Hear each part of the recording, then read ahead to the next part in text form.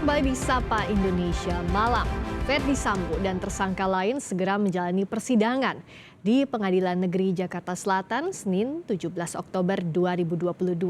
Untuk kasus pembunuhan berencana dengan terdakwa Verdi Sambo, Barada Richard Eliezer, Bribka Riki Rizal, Kuatmaruf dan Putri Chandrawati, Ketua PN Jaksel menunjuk 3 hakim, yaitu Wahyu Iman Santosa sebagai Ketua Majelis Hakim, Morgan Simanjuntak, dan Almin Ribut.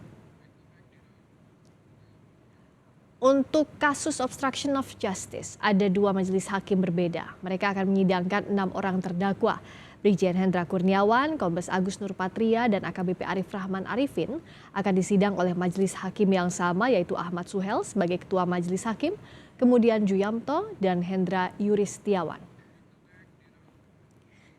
Sementara 3 tersangka lain, yakni Kompol Baikuni Wibowo, Kompol Cak Putranto, dan AKP Irfan Widianto akan disidangkan oleh Afrizal Hadi sebagai Ketua Majelis Hakim, Raden Ari Muladi dan juga Muhammad Ramdes.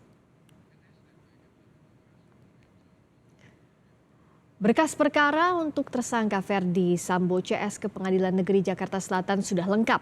Jadwal sidang perdana kasus pembunuhan berencana Brigadir Yosua dan perintangan penyidikan akan dilakukan pekan depan. Kasus pembunuhan berencana Brigadir Yosua yang menyeret mantan Kadif Propam Polri Verdi Sambo dan 4 tersangka lainnya memasuki babak baru.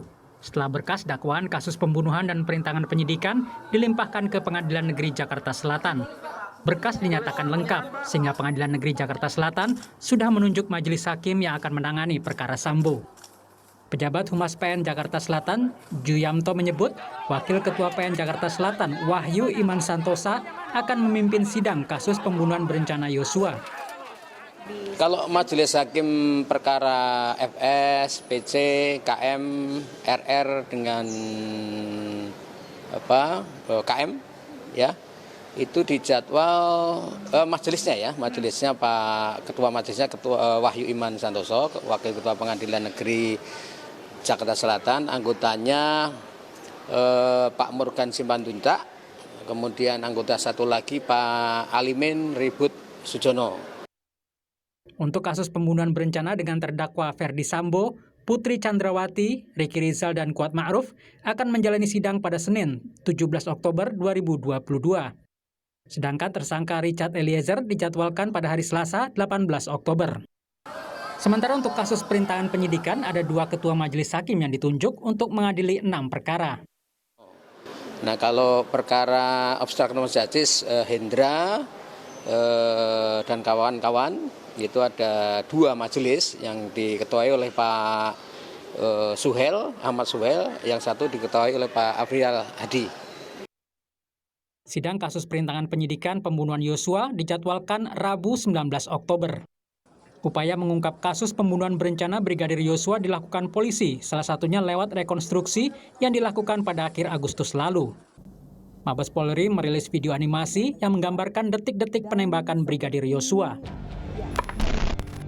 Tanggal 8 Juli 2022, pukul 17.06 waktu Indonesia Barat, Brigadir Yosua bersama keempat tersangka, Putri Chandrawati, Richard Eliezer, Riki Rizal, dan Kuatmaruf dalam perjalanan dari rumah pribadi di Jalan Saguling menuju rumah dinas di Jalan Duren 3, Jakarta Selatan. Pukul 17.09, Verdi Sambo tiba di Duren 3 menggunakan kendaraan. Verdi Sambo turun dari mobil dan masuk ke rumah. Selanjutnya, Verdi Sambo memanggil Eliezer dan Kuatmaruf.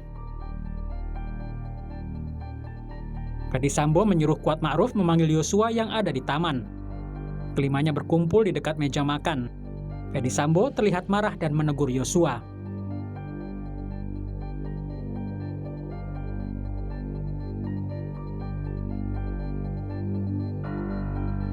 Verdi Sambo berteriak kepada Eliezer dan meminta anak buahnya itu untuk menembak Yosua. Eliezer pun menembak Brigadir Yosua. Tembakan pertama terlihat mengenai dada kanan Yosua. Tembakan kedua terlihat mengenai bahu Yosua.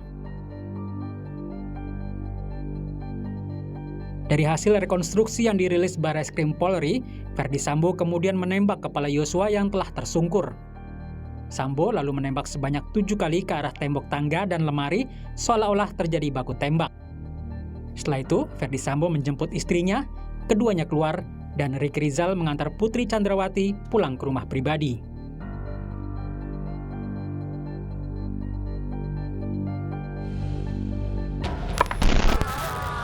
Kini persidangan kasus pembunuhan berencana Brigadir Yosua dan perintangan penyidikan tinggal menunggu hari. Kejaksaan Negeri Jakarta Selatan berjanji akan bekerja secara profesional. Ada 30 jaksa penuntut umum disiapkan menangani kasus ini. Tim Liputan Kompas TV.